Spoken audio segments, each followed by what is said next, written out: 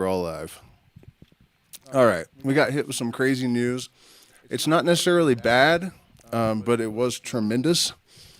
And I don't really want to get into it, but it kind of left us with an uncertainty about something that is tremendously, potentially wonderful. And I think it's going to be probably about a week before I know whether it's going to matter or not. One thing I will say about that is that if it pans out, this community is about to get hit with a tidal wave, and a lot of people's lives are going to improve considerably. So, beyond that, it's Thanksgiving. Speaking of things to be grateful about, we're in the middle of moving, so I'm going to keep it kind of brief tonight, but I don't know if our internet is going to be working when we get into the new place, which is just absolutely phenomenal. We're so happy to have acquired such a paradisical setting out of nowhere. I mean, we really were not expecting it. So, third eye glasses, wink your third eye thrice, if you know what I mean. We've been talking about Hermes Trismegistus and the possibility that what we call the Hermetic teachings, which is really a loose term that is defined differently by different people. I like Helena Blavatsky's Secret Doctrine. I think that's a great way to refer to it. Hermes definitely does not own this knowledge. It's really just the Prisca, or the Theologia Prisca, which is like the pristine knowledge of God, or the pristine knowledge, really. Forget about God. We have no real direct knowledge of that. And in the world of Hermes, gnosis is really the only direct experience, direct experience, knowledge that you have acquired through your own processes is the only form of knowledge that can possibly have any meaning or use or utilization or substance for anyone, According to the Kabbalion, all of the major religions are distortions of what we call the Hermetic teachings. And really, it's a knowledge of the light, In the Pymander, which is the book we've been reading and that I'm going to be offering commentary to, we're going to be allowing Hermes himself to be our guide. And then if I feel that I have something to add or something could use some extrapolation and elucidation for your elucidation and pontification for your edification and amusement, then I'll offer my 3 cents. Where are we going with this? The Dragon of Light, right? It's really knowledge of the light, because that's all there is. There are 2 things in the universe, a void and light. Light in a standing wave, all matter. Everything you perceive is a trick of the light. And so this teachings, this knowledge, however you want to think of it, has also been lumped in with Luciferianism, because that's really what it is. If you are talking about Luciferianism in the sense of knowledge of light, the light bearer, and individual sovereignty, and individual self-centered, not self-centered as in selfish, but self-directed evolution. That's what this stuff is really about. I also want to mention, before we jump back into the book, that somehow I had overlooked something in Corinthians that I feel is relevant. Speaking of these religions being a distortion of the Hermetic teachings. In fact, I wouldn't really call it a row, but certainly a palpable difference of opinion. Because there's a guy here that works with ayahuasca and is also a Hermetic magician, but he's Christian, like very Christian. And a lot of us take pretty profound offense to that, because it's like it was culturally appropriated, turned into a weapon with the intention of subverting the empowering message of the secret doctrine. So this reintegration or integration of Jesus in the place of Hermes, we really don't like that much. And in light of that subject, I guess, that antidote, and I don't have the exact verses, but if you just Google Paul admits he made it all up, Paul wrote 14 of the 27 books of the New Testament, 14 of them. And twice in Corinthians, he says, none of this that I have written is divine revelation from God, nor command from God. It is only my opinion. Take it with a grain of salt, including redemption through the blood of Christ.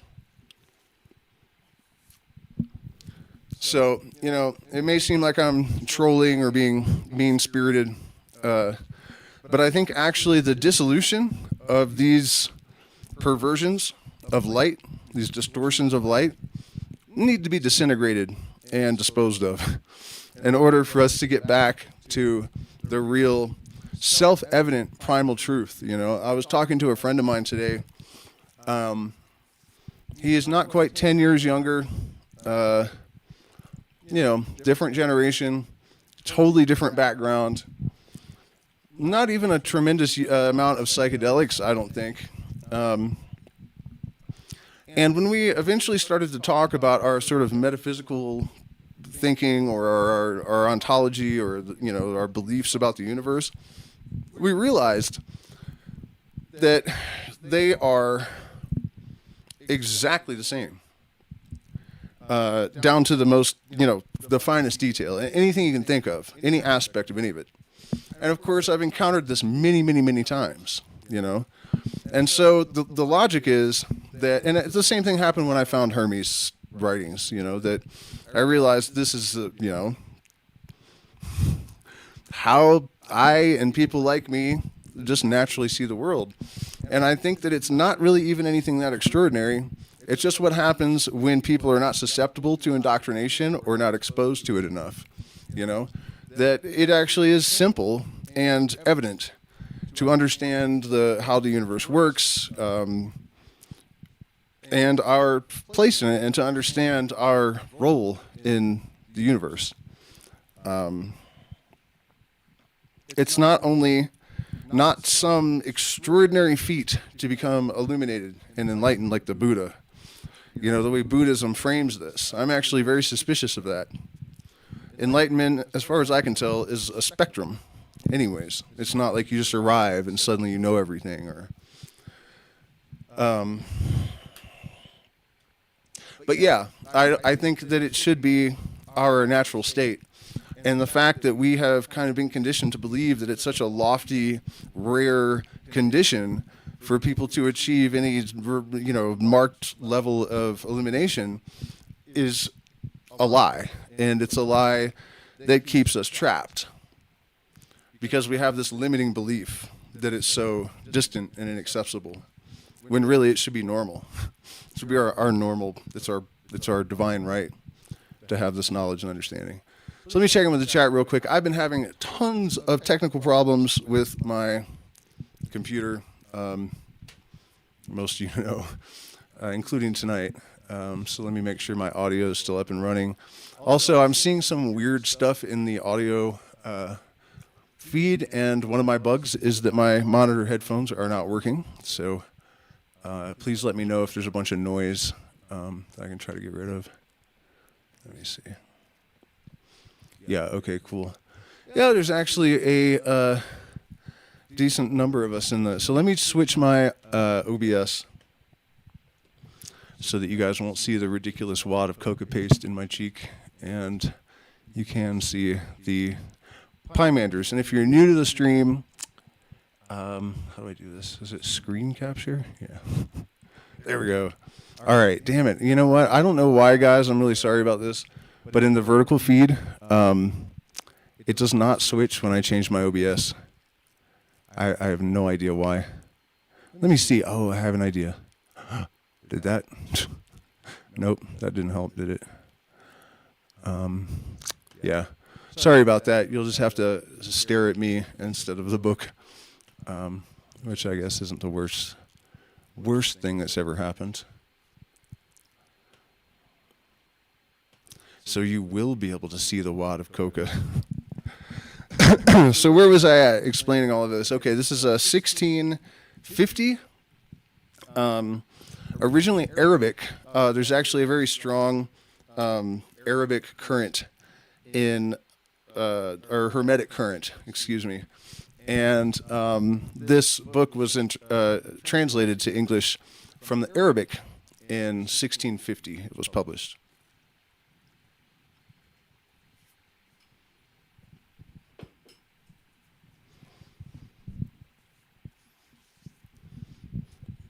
And so we were on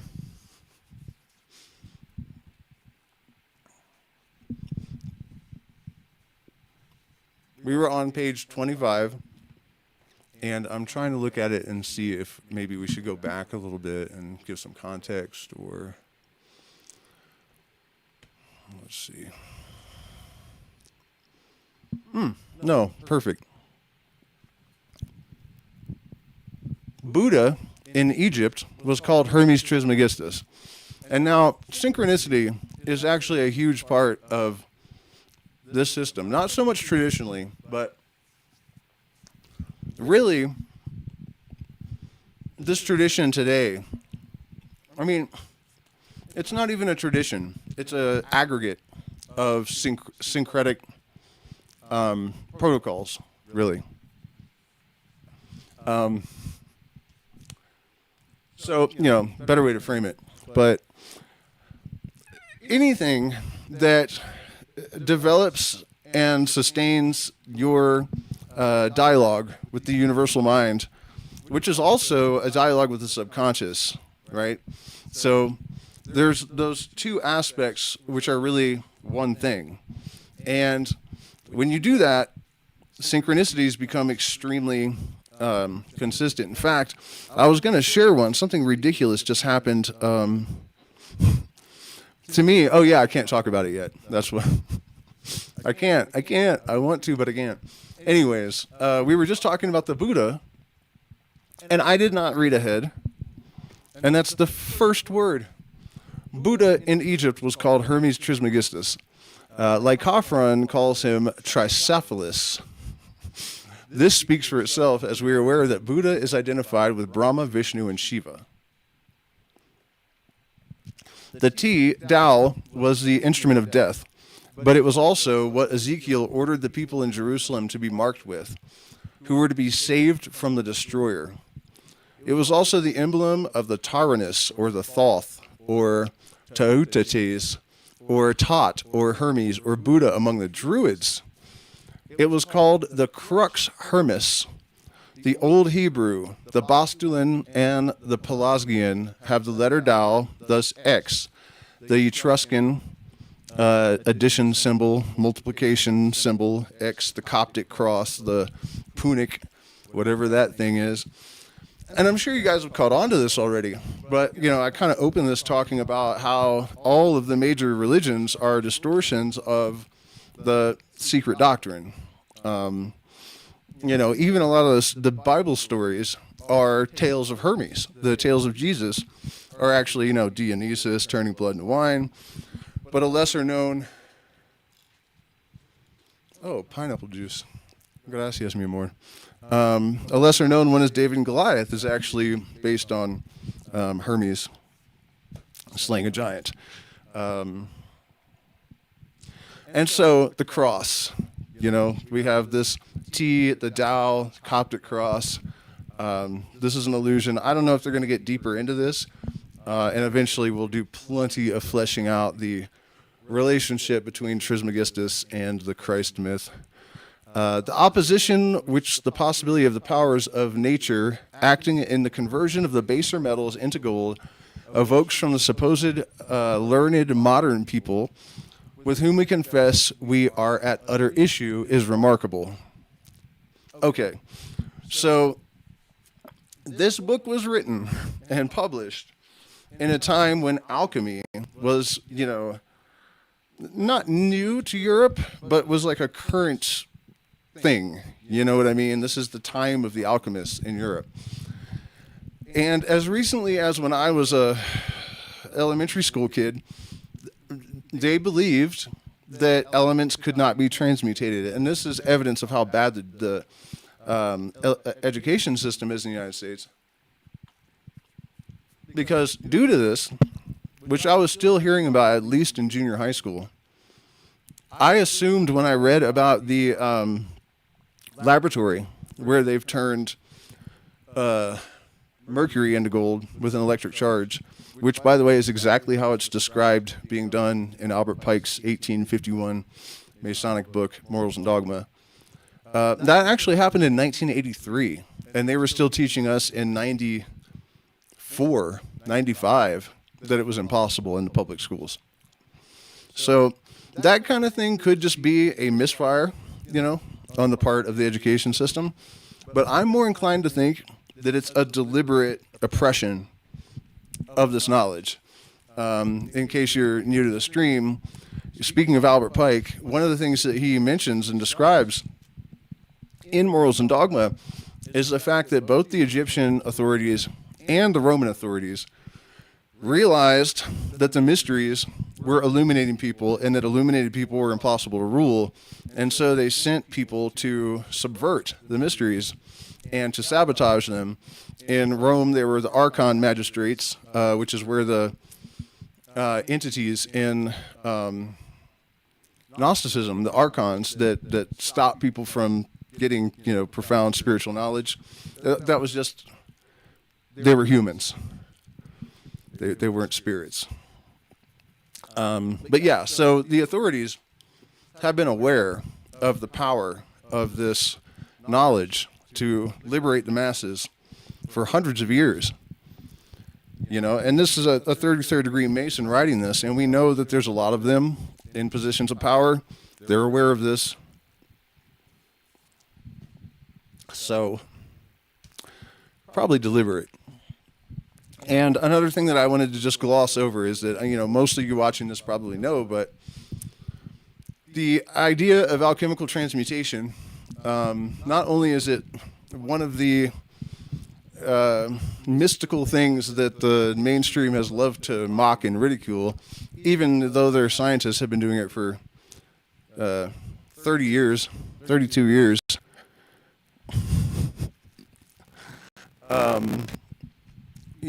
It's actually the fundamental process that's occurring in the universe, as far as a lot of people can tell.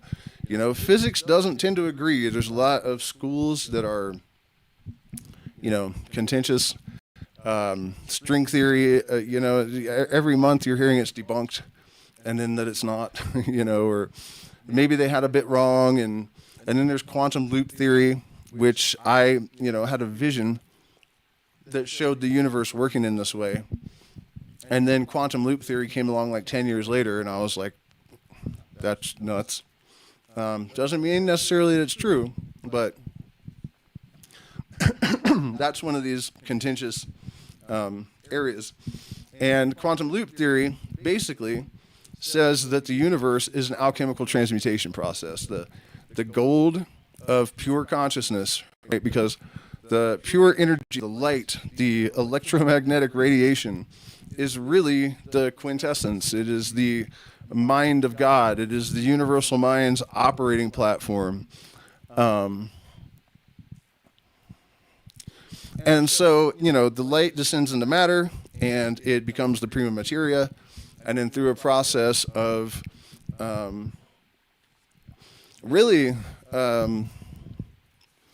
refinement, I guess, a word that is often used as redemption, which I don't know if I really like. In a sense, I guess that's fine. So, but it's redintegrated, which is an archaic word that means to return something to its former state.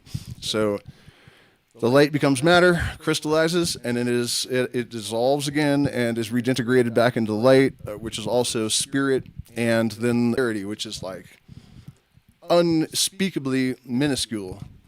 But all these particles are just as big as they ever were. But all these particles are just as big as they ever were. And so that causes it eventually to systole, diastole, to contract almost infinitely and then to expand almost infinitely. But that process is the macroscopic version of the alchemical process that happens in a file. And of course, as you guys know, this is a fundamental sort of protocol or way of learning about the universe, this microcosm, macrocosm. It's also present in Taoism, really, because due to the fact that all things are a reflection of the original one thing, specifically in the sense that the same laws are exerted upon similar systems with similar mathematical bases.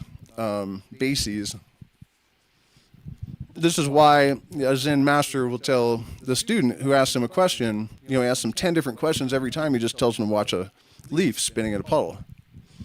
That's why. Microcosm, macrocosm, and we'll get pretty deep into the technical apparatus of how this kind of thinking is navigated eventually.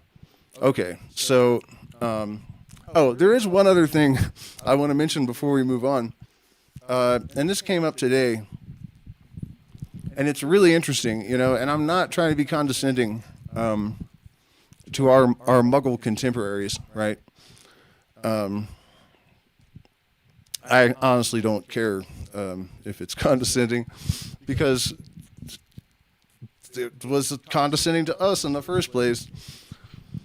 But one of the things that, mysticism, whatever, gets ridiculed for is statements like it is and it's not. All of these things are true and false, and it is both true and false to say that they are true and false. The Muggle mind hears this, and they're like, this is just gibberish. You're trying to sound deep. It doesn't mean anything. Okay, so physicists roll their eyes and scoff at me for saying it is and it's not. Everything contains its contradiction. And then they say, well, time exists, but it doesn't. It has an arrow in our brain, maybe, that causes us to perceive a direction, but really it's all happening at once. Oh, so it is and it's not? You're rolling your eyes and scoffing and then, giving a technical description. And I could give you a dozen examples like that. And again, I'm not really mentioning this just to troll normies or whatever. But I've noticed that a lot of us, including myself, are plagued with doubt to a degree that is not appropriate. And this is why, And I think it is really important for us to take note of the fact that, in large part, we really are dealing with people that are running scripts. And it's really important to notice the discrepancies and the dissonance and to call them out and, work through it, kids. Let me check in the chat again to make sure everything is still kosher. The Dragon of Dwight. Thank you, Athena, for axing the troll. I don't know if he was Jesus freaking or... There was another example I was going to give, but I think that's good enough. I mean, you guys can see, the propensity, the inclination that people have to have this kind of cognitive dissonance to the point where they will mock people for saying something they themselves know is true just because they have been, they've become accustomed to laughing at the context it's being presented in. And another reason this matters is that if science hadn't been so arrogant, the superstitious folly of spirituality is totally acknowledged. I hate it too. I don't blame them one little bit. Right? Woo-based spirituality is really just people's superstitious way of understanding or describing or contextualizing things that science doesn't yet have an understanding of and a mechanism for. But if they had taken some input from real initiates who you can tell are extreme, like the person that wrote this book, obviously highly intelligent. Science would have come a lot further. And it's also another thing to blame Christianity and Islam and other religions for. Because religion developed a very deserved reputation for slowing down the progress of the sciences. And so, you really can't blame them, to an extent. But it is unfortunate. The flip side, again, is that if we're able to heal this divide, to bridge the gap, it will be a catalyst like none seen before in human history. And when you consider that if we are able to constrain AI and maybe even aliens in the ocean, all of this at once, the consciousness and the potential of humanity could be just exponentially exploded into the, either into the mushroom cloud of Leary and McKenna, or it'll be exploded into the mushroom cloud of Oppenheimer. If we manage to integrate this stuff in the sciences, mushroom cloud of Leary and McKenna. Otherwise, Oppenheimer.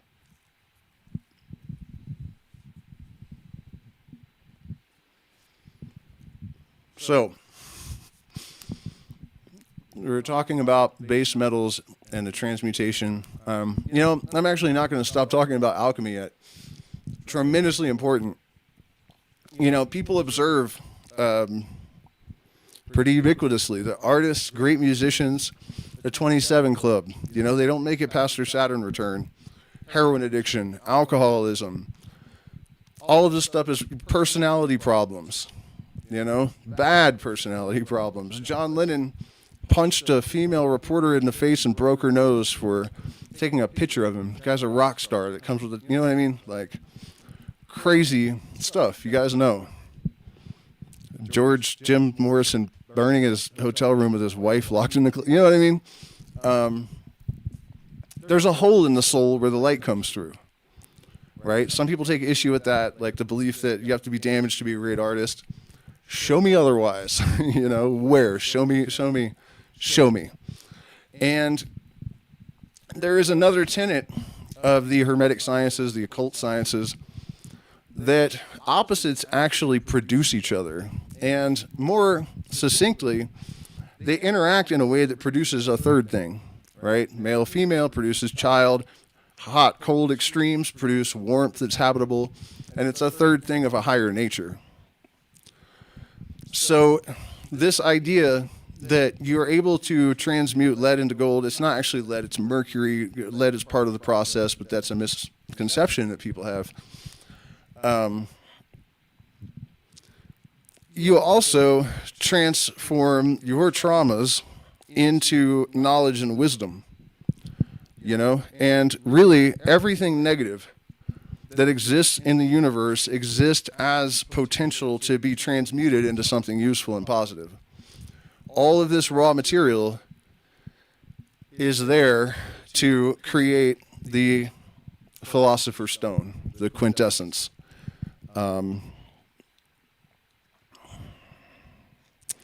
This time period we're in is a great example of that, because everything increases in perfect balance, more or less. And in a time of great threat, you will notice there's tremendous opportunity. Look at the crypto market right now, you know what I mean? And there's a lot of other ways, and it really depends upon where you put your focus. The magician has the inertia of the universe to assist him. So all coins have two sides. It's up to you which side you are going to focus on. And there is, even the worst things that you can find in the universe are there to become fuel to transmute the lead of everyday experience into the gold of higher consciousness and transcendental experience and all of that sort of stuff. So, do work, son. Yeah, so we're talking about how sorry guys, my cursor seems to have There we go. Where are we at? So we will conclude our essay on the character and claims of the person known to the world as Hermes Mercurius Trismegistus with an account by a modern scientific man, modern, relative, which seems almost spiteful in its ignorant attack upon a philosopher of the most undoubted original genius, whose book in Italian, De Gabinetto, is considered by all competent people who have examined the deepest into these very mysterious subjects in companionship with the true edition of the allegory entitled The Comte de Gabalis of the Abbé de Villars or Villars, I don't know what that is, as supplying an outline yield in the proper mysterious terms, veiled, sorry guys, there's something on my computer screen, so it looked like a Y. Veiled in the proper mysterious terms of the profound system of the true Rosicrucians. The rose and the cross, by the way, what are those symbols? A penis and a vagina. That's an important thing to take note of here. And this is not, a lot of people have accused the mysteries of being like a dark sex cult and all this sort of thing. And that has, spin-off kind of, I'm not saying that's never happened. But the original current of like Hermetic and Rosicrucian stuff, their sex is important. The energy, but it's not profane and it's not wicked and it's not anything, predatory or. There are those that have chosen that path, but just for the record, it's not the case. The reader may note with displeasure the perverse ingenuity with which this author endeavors to invest with ridicule that which he may be safely accepted as incompetent to understand. Petrus Halboldus of Copenhagen was surely one of the most enterprising publishers of his day, for he had the temerity to publish a book entitled Hermetes Egyptiorum at Chemicorum Sapientia, a book square as to its dimensions, small as to its type, drier than dust as to its contents, 400 pages of 2 centuries of age, written in Latin with a sprinkling of contracted Greek and floridly dedicated to John the Baptist. A book wherein the author endeavors to prove that alchemy was known before the flood, that Hermes Trismegistus was a real personage, the inventor of all arts, the father of alchemy, and much else besides. We may well imagine that the author of such a treatise was no ordinary man, and our conjecture proves a tolerably correct one. So, here is another extremely interesting, important aspect of the Western occult tradition, the Hermetic, whatever, all of this stuff that you can kind of lump into this. Magic. Aleister Crowley added the K, not only to designate it from stage magic. He didn't necessarily even mean by that, like fake illusions. Even something like, seances or whatever. Magic, by his definition, was the science and art of causing change to occur in conformity with will. And then he gave a protocol, basically, for achieving this in the sense of, mathematical, algorithmic, an equation that is pretty much infallible.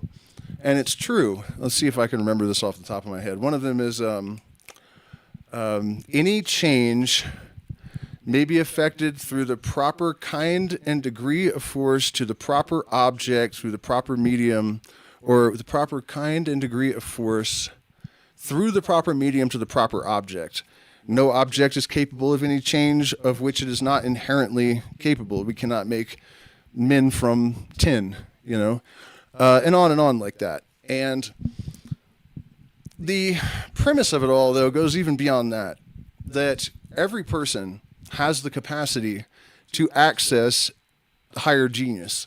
This was when Plato and Pythagoras and Aristotle and on and on and on and on and on. Pretty much any highly intelligent person, when asked what the, and I'm talking about the great genius level intelligences, what is our goal? What is our point? What are we doing? Know thyself. right? And what that really means, according to this system, is that everyone has some innate predisposition, some innate talent, some kind of function in the universe. The law of necessity is just as important and potent and omnipotent, really, as gravity. Everything is as it is because it must be, and it cannot be any other way. There's not a grain of sand, in the universe that is out of place. And that applies to us as well. And because we have had some folks that have realized that they could create dissonance patterns in the beings of the masses and constrain them to their purposes, we have had our true will occulted from us, most of us, in an unnatural way. And so, our primary objective is to discover that purpose, to reveal to ourselves the true self, microcosm, macrocosm. The universe is doing the same thing on a larger level, using us kind of to explore and learn all about itself, science and art and all of this kind of thing. But then on another level, once you've done that, you'll realize that you have access to another layer of intelligence. What that is, I'm not sure. That it exists, I am absolutely positive of. I have received information from this intuitive voice, I guess, way too many times of too high specificity. In fact, just the other day, something crazy, unexpected happened, and I thought about it happening the day before. No shit. And once I'm able to tell the story, you'll see. It's not something people that are skeptical of this. It's because none of us, no one that I've ever been aware of, is able to do it on command all the time. There's no psychic or telepathic person that I'm aware of. There are varying degrees of consistency and access, but I am not aware of any person that has just been able to do it at will, but I am confident that it happens. Sometimes it even seems as though there is a mediator that decides what is relevant. It's like the law of necessity, One of the beliefs about this is that these things of a higher nature, this higher consciousness stuff, are actually even more confined by the strictures of natural law as you go higher in the scale, which makes sense, right? So that could be part of it. The law of necessity applies absolutely to things like precognition and this sort of thing. But beyond even precognition, the idea is access to a higher level of genius, and your success will be your proof.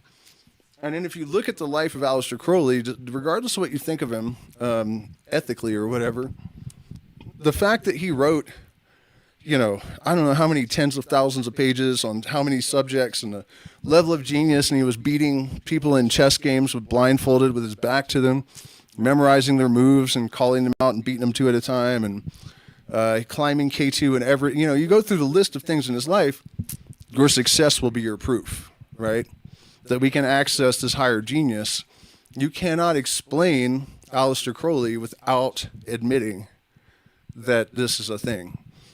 And then when you look back through the lineage at the ones that came before, Eliphas Levi, John Dee, all the way back to Hermes Trismegistus, this guy is credited for creating alchemy, medicine, or discovering, or what, however you want to put it, alchemy, medicine, philosophy, writing even by some estimations, and a whole huge list of stuff. That is exactly what a magician does. They connect with their higher genius, and, even normal people, normies, know this stuff intuitively. They do. Think about it. When I was a kid and somebody was like crazy, crazy intelligent, my mom would say shit like, he's like a wizard on LSD. And I would be like, what? What? Why would you say that? She doesn't know. It's part of the culture. People just know. It's like it's in our ancestral memory that magicians, wizards, are people of incredibly high. In fact, preternatural intelligence levels. People with intuition that defies belief. And, you know, staggeringly high IQs for the most part.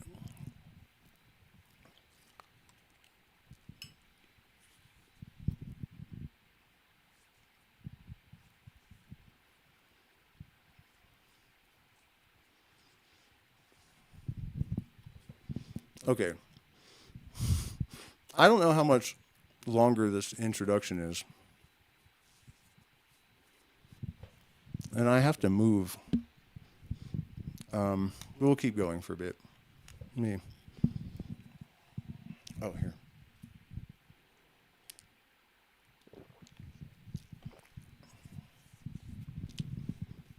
People know what a wizard is. Actually, I'm going to look at the chat again and make sure, because my equipment often will just stop working without warning. The principle of sufficient reason is the language that the Pythagorean Illuminati use for the principle of the law of necessity. One thing that actually bothers me about the Pythagorean Illuminati is that they tend to rebrand a lot of older ideas, and there are a lot of reasons why I don't see the necessity, and it's kind of red flaggy. Having said that caveat, though, I do think that a lot of their stuff is pretty on point.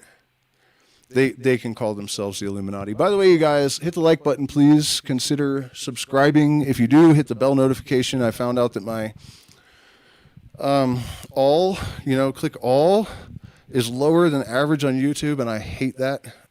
So when you subscribe, if you can remember to hit the bell. Also, we're demonetized, so I rely entirely on you guys to get value for my value. So we really do appreciate our patrons. You get access to 6 years of material similar to this. Weekly, I do secret streams, usually about a half hour long, and for a couple of years now, we've been working our way through Masonic degrees. And there are also options to support via PayPal and Cash App and a bunch of other stuff in the chat and in every video description. And I have a bunch of medical procedures I have to pay out of pocket for, so really trying hard to raise extra money right now, and we appreciate all of you. In fact, while I'm on the subject, I need to shout out like a half a dozen new patrons. Let's see.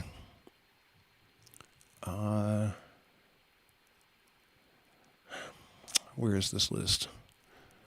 Joshua, thank you for your patronage. Ro, thank you for your patronage. Spiral Out, I'm not sure if you signed back up or have just become more active. Either way, thank you. Taryn Hatfield, thank you for joining. Wesley Wilson, I believe he's been around for a while. Kimberly M. Allen is new, and thank you. Star Child is new, and thank you for your support. XMS, thank you as well. Ashton Barr canceled, so that's unfortunate. Sorry to see you go. Flezick, welcome back.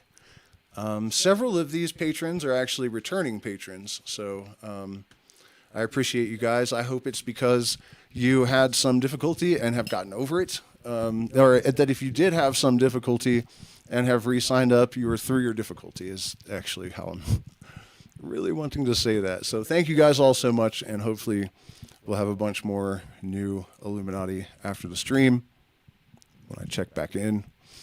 Okay, so there are a bunch of authors in Europe, and they're talking about stuff, and but you know, they're actually he's talking about exactly what I went off on this rant about, that these people that were writing about this stuff were astounding geniuses. Such an astounding genius as Olaus Borrichius. He could readily undertake the duties of 4 diverse professorships at the same time. We can scarcely imagine 3 greater antitheses than the philological faculty, the poetical faculty, and the chemical faculty. But here we find them united, or assumed to be united, in one man. Syncretism under one roof. Isn't that interesting? Yet more, Bericius was appointed court physician and assessor of the Supreme Court of Law. He was the very personification of all learning, if we may judge by the treatment he received from his countrymen. I don't know how relevant all this is, but I think the point he's making is that just as Hermes was credited with all of these, creating all of these different disciplines, these guys that have taken this stuff up, their success is your proof. Various treatises on philology, on the quantity of syllables, on the Greek and Latin poets, medicine, chemistry, and botany. It is strange that a man who, presumably, in his capacity of judge, was in the habit of sifting evidence and of avoiding hasty generalization, should have endeavored with much elaborate argument to prove that Hermes Trismegistus was a real personage, that his Smaragdine tablet was really found by the wife of Abraham, and that it contained matter of the highest import to mankind. We must imagine that in this matter, Bericius allowed the imaginative faculty due to his poetical temperament to exert an undue influence over his more sober judgment. Hell yeah, dude. That's exactly what I was going to say. That, you know, these guys, like the Hermetic ayahuasquero Christian guy here, that I have a bit of a dissonance with, not personally, you know, I actually like him plenty. But philosophically, I guess, or whatever. But yeah, so I think, you know, what happens a lot is that people that are, you know, heavily indoctrinated by Christian cultures, they come across this stuff and they're smart and they realize what it is, but then they have to contextualize it in their religion. Otherwise, they're terrified that they're committing blasphemy or something. You know, so that is a lot of the source of the distortion and the infection, really, of the Hermetic current with these institutionalized religions. He is equally at pains to assert the authenticity and antiquity of the various Greek MSS on alchemy in the libraries of Europe. He specially mentions an MS by Zosimus of Panopolis on the art of making gold in the King's Library in Paris. And Scaliger tells us that this same MS was written in the 5th century. M. Ferdinand Heffer is apparently penetrated by the Berician spirit of faith and imagination, and he unhesitatingly accepts the early date attributed to the Paris MS. We don't really need so much of this tedious history. Let's see what this next editor's note. Oh, this is relevant. It is to be remarked that the preface and preliminary essay by the distinguished author of the Rosicrucians, Phallicism, etc., Hargrave Jennings, first intimated as distinct, are presented combined in his exhaustive scholarly resume as the most suitable form of introduction to the double entente work, which is also said still to exist symbolically in the most extraordinary ancient combination of hieroglyphics, metaphysics, and mathematics that ever occupied the attention of the human mind, indicated by Guillaume Postel in his Keys of Things Concealed Since the Commencement of the World and known only by initiates. I will look for that and give it a quick looking over, and maybe we'll give that the same treatment we're giving this. Okay, so it's almost 10 o'clock, and I have to move, so we're going to take a look at the chapters. We're about to get into the meat and potatoes of this, the sermon, the encounter with the Dragon of Light. You know, maybe Hermes just had some bufo, and that's all that happened. And in fact, I should mention, I can't believe I haven't said this. I may not have, but it's true that Hermeticism is, and the entire really Western occult tradition in its original, well, no, just the mystery lineages, I guess I should qualify it that way, is a shamanic tradition, a very, very sophisticated one, without a lot of the superstition and variants of protocol that you find in a lot of the other traditions. I don't mean that with any disrespect at all. It's just as it is. It's very sophisticated, but the use of some sort of consciousness catalyst in the Kaikion is not disputed. The Eleusinian Mysteries, it was, I think, acacia, some type of acacia, and Syrian rue, because that plant would, though both of those plants would have been available in the Middle East and in Greece. So that makes sense to me. Albert Hoffman suggested that it was a ergot brewed beer. The problem with that, I think, is that ergot is extremely toxic if it's not prepared correctly. And, you know, the death from ergot is very similar to mercury poisoning. You get gangrene, you lose your mind, your limbs start falling off and whatnot. The experimentation process would not have continued, you know. I really don't think they would have made it anywhere. So my guess is that it was Syrian rue acacia, which is just like ayahuasca, a little bit more difficult from what I hear. I've never tried the ruaska, but... Okay, so next stream, part 3. And look at that. Part 3, Hermes Trismegistus, the Thrice Greatest, getting into him communicating in the 3rd part. The Pymander, the Holy Sermon, the key that God is not manifest, and yet most manifest. This whole thing of God not being manifest. Incredible for me to have discovered this. Oh man, the sermon to Asclepius, is that the lament? Is that the same thing? But I had this idea many, many years ago because I could not reconcile the fact that it was obvious to me the universe is not blind and random totally. But also there's clearly no, when people are praying and, you know, when I would blaspheme on the playground when kids said, you'll get hit by lightning. And I would, you know, storm me out and I would start screaming blasphemies and like, look, they're all diving under stuff because they were thinking I'm going to get hit by lightning and whatnot. You know what I mean, though? I'm just saying no sky god. Not in that sense. But obviously some sort of integrated intelligence at the very least in nature. And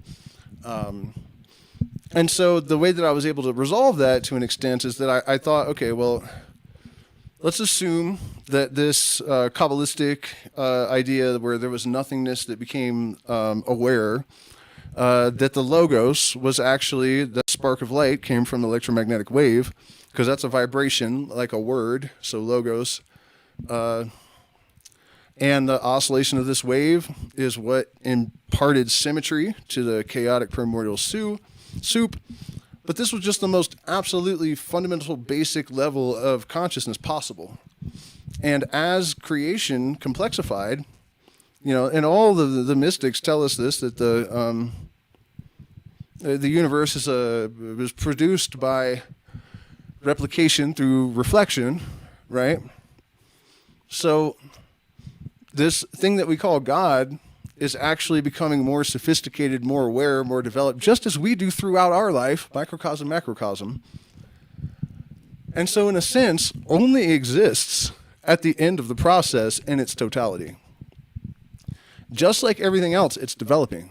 And if you think about it, if the law of necessity is true, that would have to be how it is. Why would it, you know, nothing is happening for no reason. And that just solves so much. It explains our experience of, you know, like clearly there's something, but obviously not in the way that the old Bronze Age fairy tale institutionalized religions believe.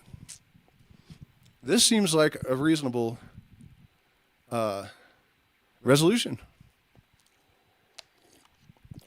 I would even go so far as to say self-evident.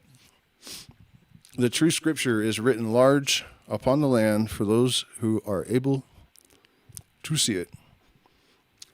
So, let's see here. Are we going to continue at all tonight? Hermes Trismegistus, his first book. I think that is a perfect place for me to get into packing at 10 o'clock at night. Not thrilled at that prospect, but it's not really horrendous either. So I'll check in with the chat. If you guys have any questions or comments, I have a few minutes to interact a bit, and then I'm going to bugger right off. And 1111. Mm-hmm.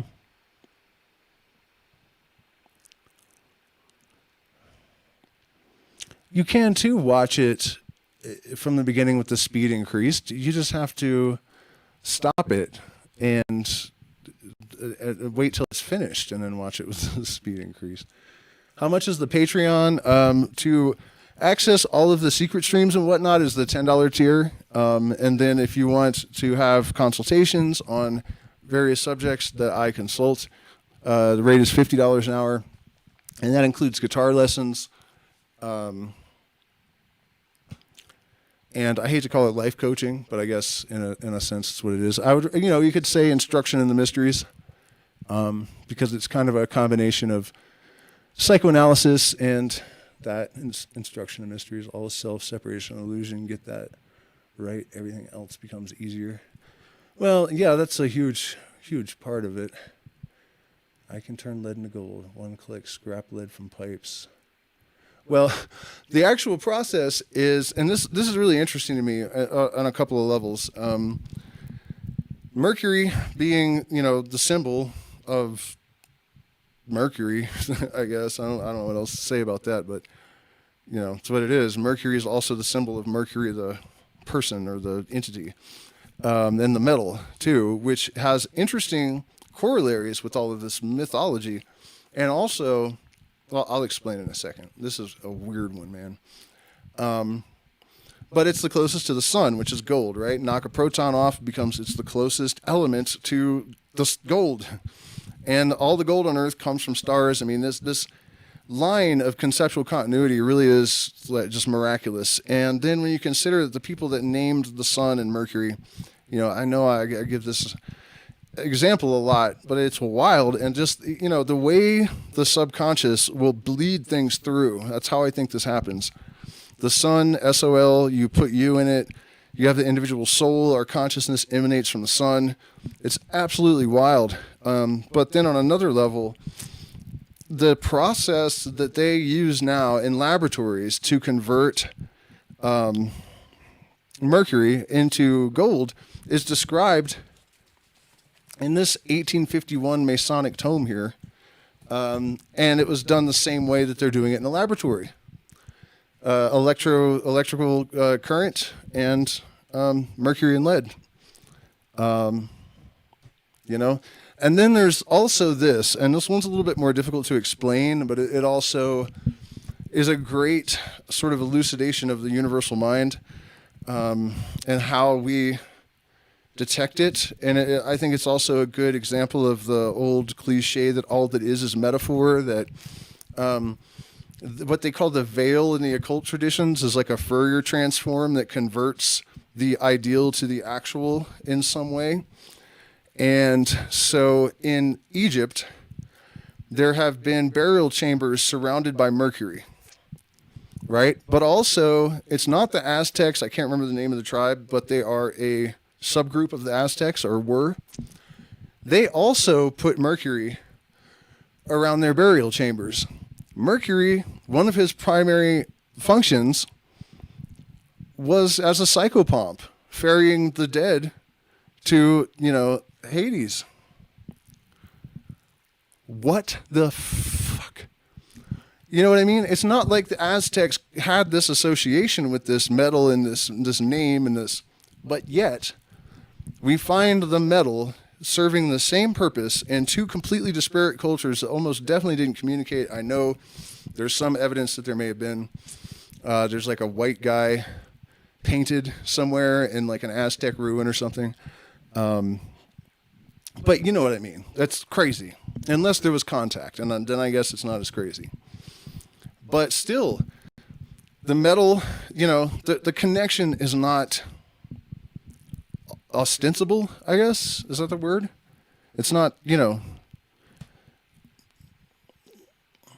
and yet it's obviously there between the entity and the mercury metal.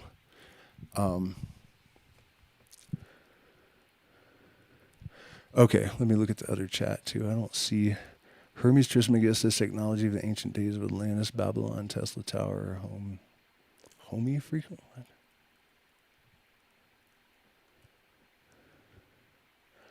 Okay, that's a great question. Do I think that some knowledge should be kept secret only for initiates, or should knowledge be available to all? The reason that Hermes' lips are closed, how does it say it in the Kabbalion? I can never remember this quote. The lips of wisdom are closed, but to the ears of understanding. That's all it is. There is nothing I can do that is going to make you understand something that you have not had internal processes and experience that have prepared you to process and to integrate. You know what I mean? That's what gnosis is, and this is why religions don't work. The kind of religions that demand of people that you memorize dogma and doctrine and then you try to adhere to it, that's completely unrealistic. That's not how it works. You know, you become the doctrine because of internal processes that have created that within you, and then you're able to express that authentically. Otherwise, you're just going to be a miserable hypocrite trying to be religious. You know what I mean? So that's part of the reason. Another one of the reasons for secrecy is that I think there has been some compromise with the authorities. Because if the masses knew all this stuff, a couple of problems would occur. One of them is that none of them would be content bagging groceries at Walmart. Illumination is not going to help someone in that position. It's only going to make them miserable, you know. And then also we would eat the rich. So there's that. You know, they know that it makes people ungovernable. To be illuminated. So there is an element of oppression on the part of the authorities, and I don't know that I can even criticize that. Because if it's true that everything happens because of the law of necessity, there is a point to all of this. There is a point to civilization developing in the way that it has. You know, I sometimes think of how, say there's a timeline, and we have to develop this technology and get things to a certain point at a certain time. And then all of a sudden there's not a need for 9 billion people anymore because AI and the lack of necessity for cheap plastic crap, and you know what I mean?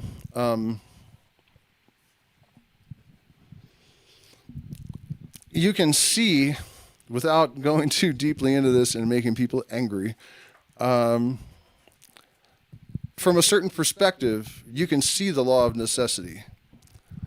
So I guess what I'm saying is that I think these things sort of manage themselves to a large extent, and you see an explosion of interest and people like me talking about it, and a lot of adepts have come public and said that the time for secrecy is over in the last 150 years or so. You know, Israel Regardie was criticized for publishing the Secrets of the Golden Dawn.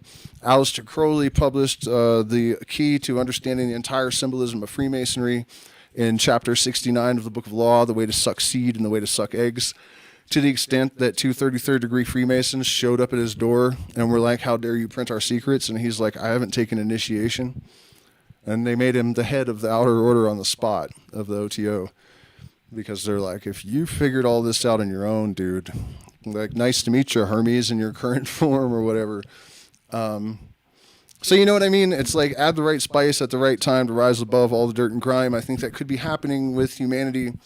But this question about secrecy is difficult to address. Another element of it, hey, did I not turn my...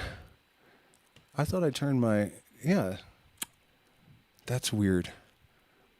OBS shows it with my image, but YouTube apparently is just getting the old feed or something. I don't know what. Anyways, though, there's another element to the whole secrecy thing, which is, you know, if you look around the world at different shamanic traditions, which is really what Hermeticism is at the end of the day, there is secrecy in all traditions. Shamans in South America do not share their ayahuasca recipes unless they have apprenticed someone. They oftentimes won't share the names of their spirits that they work with, because if you know the name, then you have power over it, is the belief. And so they're compromising their own power by giving things away. And so there are personal power reasons for magicians to keep their secrets. But I can say that the belief that the secret traditions only keep secrets because we're out to, sacrifice all of the babies and, all the weird conspiracy lunacy, which I'm not saying that there are no people anywhere that do these things, but generally it's bullshit. You know what I mean? It's not because there's a bunch of evil that needs to be concealed. That's not it at all. There's a lot of other stuff, For people that have not been properly prepared to have certain types of information is extremely fucking dangerous too, Certain knowledge is, it's real easy to understand. Look what happened when Einstein figured out how to split the atom. Wise too soon, or rich too soon, wise too late, is disastrous, inevitably. For myself, I acquired way too much power before I had the wisdom and just made a horrific mess. It was a beautiful disaster and full of magic and improbability and stuff, but still a disaster at the end of the day, So, and then there's also the fact that if I tell you about a certain vision that people tend to have during the visualization of a certain archangel during the LBRP. I'll even tell you which one. It's Oriel. There is something that if you have performed this ritual aright for long enough, you'll see it in your eye. And when you join the Hermetic Order of the Golden Dawn, for example, your portal will give you a envelope. And once he has seen in your magical journal that you have had this vision in association with Oriel, he will tell you to open it up and you will realize that they knew that was going to happen. And if I told you right now and then it happened to you, you wouldn't know whether you had experienced this authentically or if I had just put it in your head. So some of the secrecy is actually just to protect the purity of the experience for the initiate, and so that we don't ruin things for you.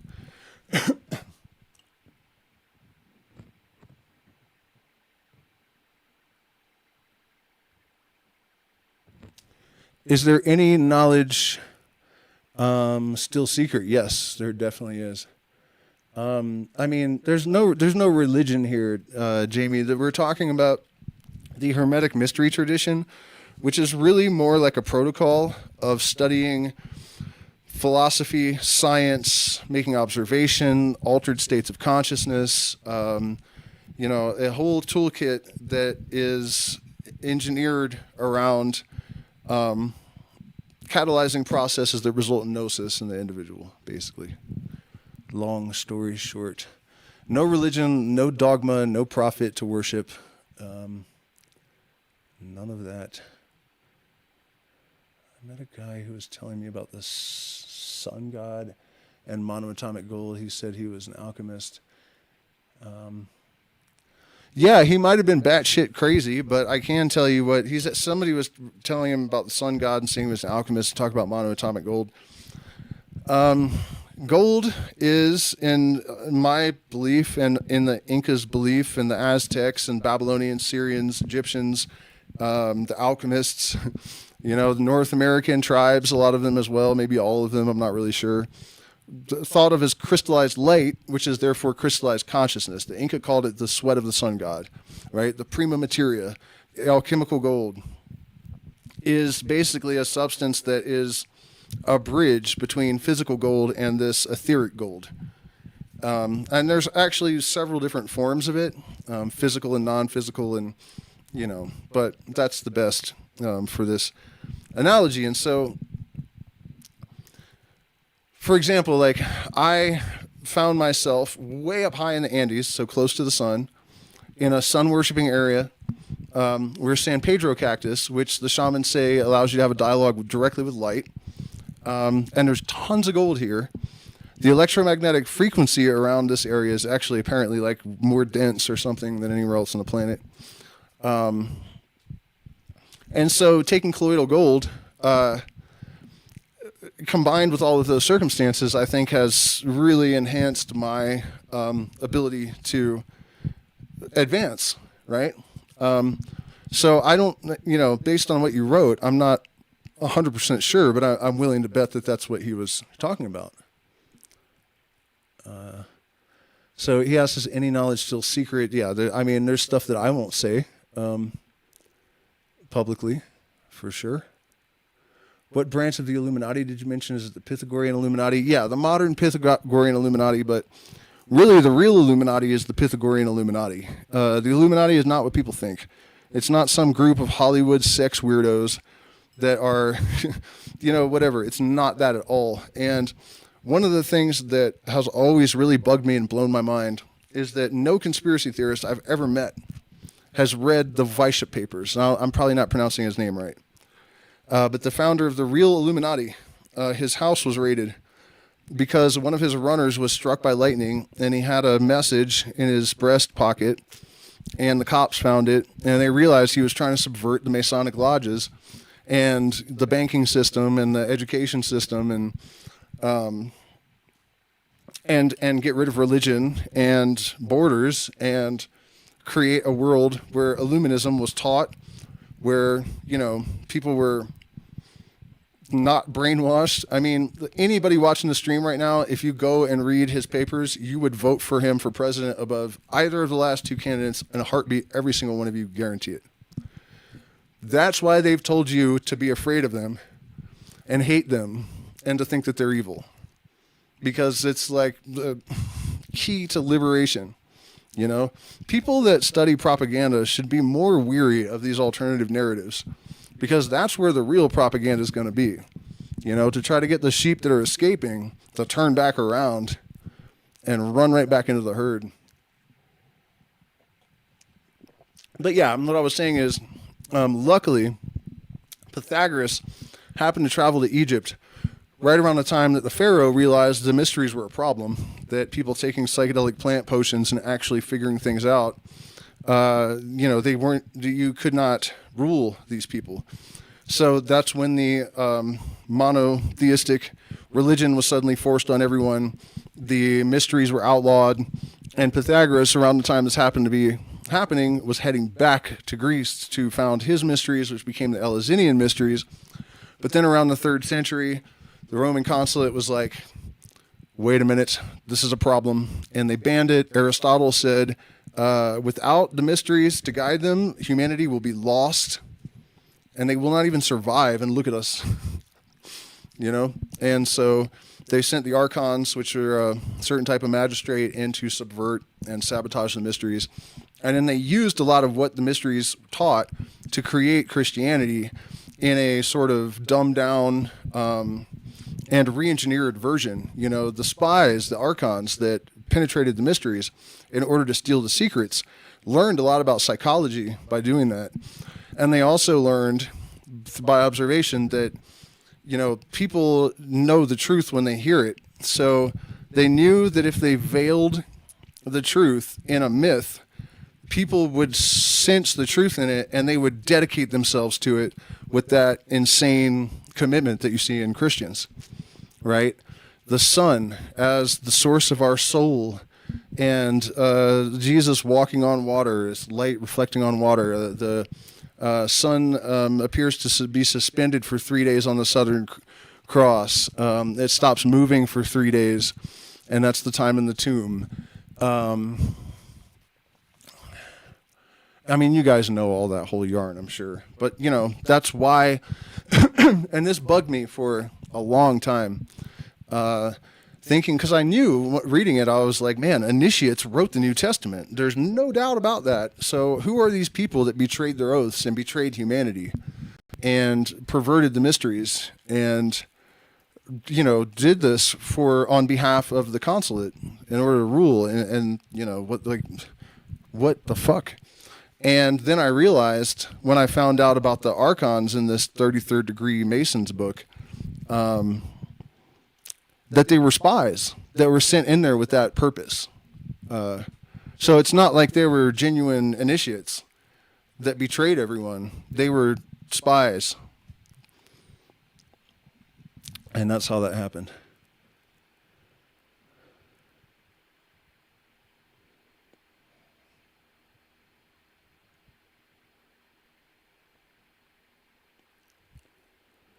Yeah, I don't know what he means. The history is young. The starting point is much further back, but the mysteries can at least be traced to Babylonia, Syria area. What do you think of the supposed Old Testament prophecies Christians bring up from the Old Testament about Jesus? Well, I mean, yeah, if you've done good drugs and met Jesus, it's because it's in your subconscious and it's been so deeply programmed in there. You know, when you say Jesus was not a historical personage, people say, oh, well, historians actually pretty much unanimously agree. That's what Google says. But then if you actually look and see why, there's like a couple of references in writings that are just, there's no reason to take it seriously at all. The reality is the Roman consulate had spies everywhere. They anally recorded everything, all court proceedings, all of it. There's nothing. There's no arrest. There's no record of a Jew running around preaching. Absolutamente nada. Nada. Nothing. And his entire, what do you call it? When he went around preaching, the ministry, follows the exact campaign trail of Titus. The Roman consulate created the religion. Who else would do that? Who else would write a story where the journey of the prophet followed the military campaign trail of Titus exactly? Even the timing of it and stuff. There's also the fact that Paul says twice in Corinthians, I made all of this up. It is neither revelation from God nor command. Take it with a grain of salt. I made it all up. It is only my opinion, he even says in one of those two times. The supposed word of God literally says, its main author, that it's not the word of God. Literally twice. This is not the word of God. It says in the Bible twice. Main author, twice. And you know why people don't know that? You go to church and they say, open your Bibles to Genesis 10, 12, whatever. And then you read that, everyone highlights it. You know, ask any Christian for their Bible. It'd be full of highlighted passages. And then they just skip around reading only those. That's why they don't know about all the incest and, you know, lunacy and all the insanity and the fact that Paul twice, who wrote 14 of the 27 books, said, I literally just made all this up. Don't take it too seriously. Including redemption through the blood of Christ. Blood into wine came from Dionysus. A lot of the other Bible stories obviously came from Hermes and other characters. There, you know, because you can trace the origins of this composite myth in every way, we know with 100% certainty who fabricated it and that it is fabricated. So, you know, I don't think anything of the Christian prophecies of, you know, whatever the New Testament, except for the book of Revelations. But you know what that is? Go Google the Lament of Asclepius, and you'll realize that it's just an abridged version of the Lament of Hermes. That's all. There's nothing legitimate in that book. And it has been an absolute scar upon the actual face of divinity. It is a hideous influence on humanity. Any more info on dragons? What the fuck? Okay, guys, but seriously, I've got to pack and get ready to move. Thank you guys so much for spending this time with me. This is going to get deeper and weirder, so holler at your boy. Bring all your homies.